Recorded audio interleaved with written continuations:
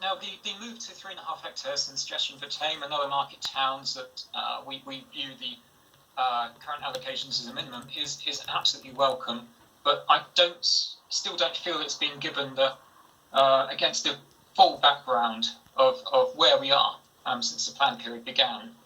I've submitted in my written statement a very, very, in fact, extremely cautious estimate of the job loss in Thame since 2011. And it came up with a figure of 691 homes. It is extremely cautious. If I have not been able to independently validate the floor space figures given or the use class order, I've not included those within that table.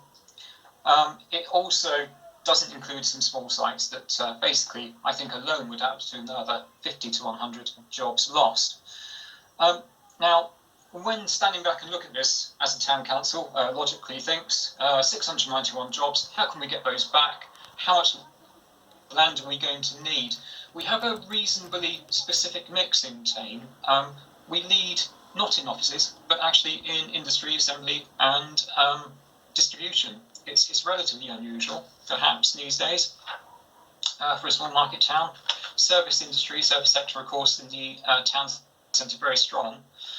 So we took the, we're very lucky to have a planning application on the edge of Thame for a site of 4 hectares for a speculative 16,000 square metre commercial development.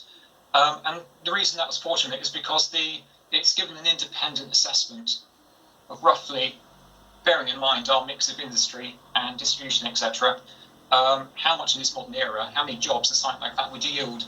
The applicant believes about 275 jobs in 4 hectares. I've assessed that against HCA, Home Community Agency standards, and I believe that's a reasonable midpoint estimate. So if we take that 275 jobs, 4 hectares, and try and extrapolate that against our own loss, we'd need 10 hectares just to get back to where we are, or where we were in 2011-12.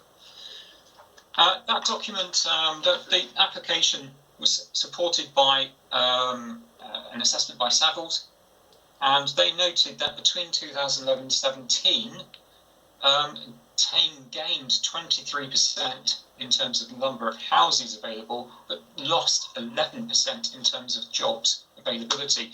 Now, this is the best evidence we have to date. The Town Council has not yet looked at this to that level of detail, and it will. But this does actually follow very truly the belief the Town Council holds in terms of observing the commuting patterns of its residents and, of course, the opportunities that we feel are available and have been falling, especially for younger people, over the last decade or so. The 3.5 hectares granted against the core strategy target was recognised at the time as being inadequate. We've had a decade, therefore, of building in unsustainable travel patterns. We've had the bus connection to Oxford Aylesbury lauded today. It is very good. It is reliable. One branch of it, however, has actually pulled down in terms of its frequency recently. We've also had talked up the cycle connectivity to local Haddenham Parkway Station, which is 2.5 kilometres away. That sounds like a very, very accessible route, but actually it's one I would be very, very reluctant to take. You'd have to be a very competent and very fit utility cyclist. It's not a safe route at all. Unfortunately, and this is pretty devastating for us actually, we've just heard that something we've been campaigning for, and others much more vociferously as well, for the last 15 years, a prospective greenway, a safe cycling and pedestrian route to Haddenham Parkway from Thame, has just been cancelled by the county council. So we're back at square one there.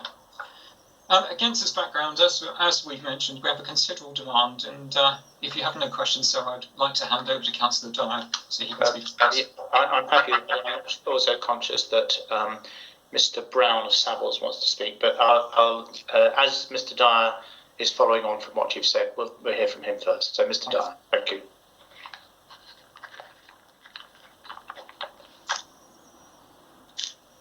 Hello? Hello, Mr. Dyer. Hello. Hi there. Good morning and thank you. Yes, my name is Mike Dyer and I've been a Tame Town Councillor for 13 years and I was a key member of the team that produced the pioneering neighbourhood plan back in 2012 and 13. I was also the founder and currently the chairman of the Tame Business Forum, and that comprises senior executives from the larger industrial and commercial businesses, the main employers within the town. Graham Markland has demonstrated that we've lost employment space, and Joe Russell has anticipated some of the points that I was going to mention. But I have more to add to the demand side arguments to evidence that there's a real and tangible requirement for that employment land to be replaced and to be augmented to reflect population and economic growth. Occupation of employment space in Tame is currently above 98%.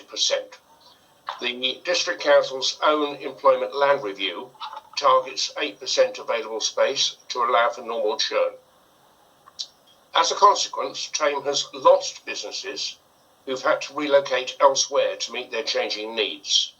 And the most notable of those was the British headquarters of a multinational company who, against their wishes, had to move 2 or 3 years ago into the neighbouring county of Buckinghamshire. Other businesses have found themselves having to operate from multiple sites around the town, and many are constrained within their current locations. I'll give just 2 brief examples. We have a web design company in the town centre, employing 15 people in totally unsuitable premises above a high street shop, who want to expand, but they've been looking for 5 years without anything suitable becoming available. Then, just 2 weeks ago, I was contacted by the CEO of a Tame furniture manufacturer, desperate to find 25,000 square feet of light industrial space. The shortage of space and lack of churn has, of course, also impacted on commercial rents. In addition to the needs of current Tame businesses, local property agents are also constantly receiving inquiries from companies elsewhere wanting to come to Tame. And Stofords have already mentioned the interest they've received regarding a greenfield site on which they hold an option, but they have yet to progress that as the site isn't allocated under either the current local or neighbourhood plan. Graham Markland mentioned an emerging commercial development in a neighbouring parish. That has secured planning permission and should provide about 275 jobs in the next 2 to 5 years. That will do a little to alleviate the pressure on Tame, but it still represents less than a third of the employment space that we have already lost. The developer, who are themselves a local business, have yet to commence any significant marketing, but they've already received direct inquiries from a high-profile trade counter business, breweries, software companies, engineering businesses, a manufacturer serving the oil and gas industry, and warehousing and distribution businesses. They're confident that there's more than enough demand for their scheme and that it will still leave a very substantial unmet need. We have considered the potential for intensification of existing employment space, but most of Tame's industrial sites have been redeveloped or renovated over the last 2 decades, so there's not a lot of old stock, and there's little opportunity to promote that possibility whilst there is nowhere for existing tenants to move to. We also acknowledge that the demand for office accommodation specifically may change following the pandemic, but there'll still be some need in Tame due to the amount we've already lost to residential. But most importantly, Tame stands out amongst market towns in South Oxfordshire in having a higher proportion of and being more dependent on light industrial, assembly, warehousing and distribution businesses rather than pure office functions. Now, finally, just a few words on deliverability. We are in the early stages of a revision to Tame's neighbourhood plan, but our initial call for sites has revealed 23 hectares proposed exclusively for employment, plus another 8 hectares for mixed use, including possible employment. Of course, not all of that will necessarily be suitable, but a substantial proportion of it is adjacent or proximate to existing employment sites and relates to land of pure agricultural quality and no significant heritage or landscape value. So we don't anticipate any difficulty in allocating land for Thames employment needs. So to summarise, we have the situation where some companies have had to move away. Many are unable to grow within the town.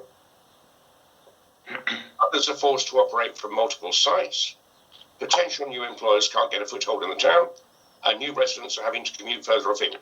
Yet we have both the desire and the deliverable land to meet that demand.